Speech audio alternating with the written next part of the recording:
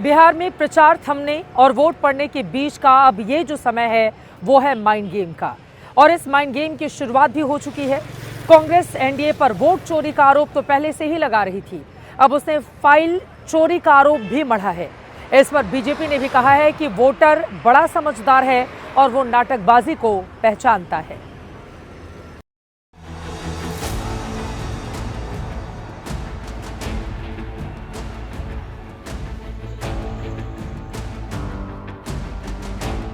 कई मंत्रियों ने पैकिंग शुरू कर दी घर खाली करने के लिए, और सुना है फाइलें भी गायब की जा रही।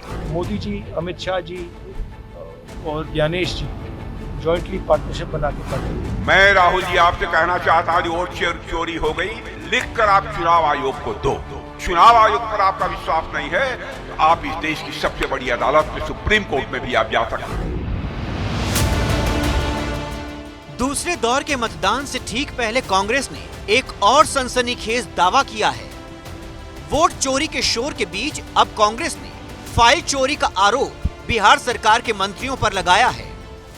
कई मंत्रियों ने पैकिंग शुरू कर दी घर खाली करने के लिए, और सुना है फाइलें भी गायब की जा रही। आजकल में अगर किसी सरकारी भवन में आग लग जाए तो समझ लीजिएगा सबूत मिटाए जा रहे हैं भ्रष्टाचार के। यह आरोप चुनावी पैंतरा है या फिर इसमें कोई सच्चाई है? इसका जवाब बीजेपी भी विपक्षी दलों पर पलटवार करके ही दे रही है। देखिए, पवन जी को सीरियसली कांग्रेस पार्टी तो लेती नहीं है। बिहार की जनता क्या सीरियसली लेगी? सुबह सुबह उठते हैं, जो मन आता है आरोप प्रत्यारोप कर देते हैं। कोई फुटेज है, कोई फोटो है, कोई वीडियो हो तो साझा करिए। निराधार बेबुनियाद बात करने को वो एक्सपर्ट हो गए हैं।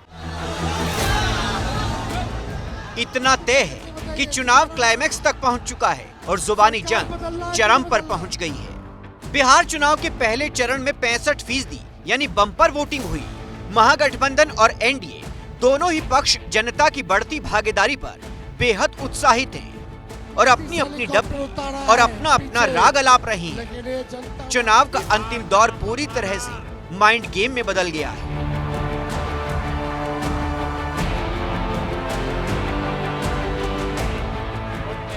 राहुल गांधी चुनाव शुरू होने से लेकर अब तक सैकड़ों बार वोट चोरी के आरोप विरोधी दल पर लगा रहे हैं। आज भी वो इसी लाइन लेंथ पर तीखे हमले बोलते रहे। नरेंद्र मोदी, अमित शाह और ये जो चीफ इलेक्शन कमिश्नर है ज्ञानेश, ये वोट चोरी कर रहे हैं। बिहार के युवाओं से कह रहा हूँ, बिहार के जो जनरेशन जी है उनसे कह रहा हूँ, हमारी सबकी जिम्मेदारी है, आपको सावधान रहना है। पोलिंग बूथ पे वोट चोरी नहीं होने देनी है। राहुल गांधी ने वोट चोरी के दावों को लेकर हाल ही में एक प्रेजेंटेशन भी दिया था।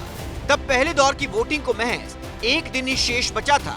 इस बार भी कुछ यही रणनीति दिखाई दे रही है। राहुल गांधी को घेरने के लिए आज रक्षा मंत्री राजनाथ सिंह ने मोर्चा संभाला।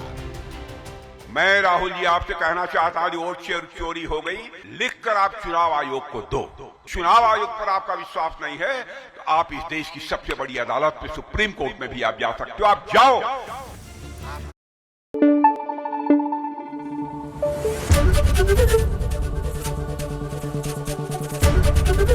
एबीपी न्यूज आपको रखे आगे।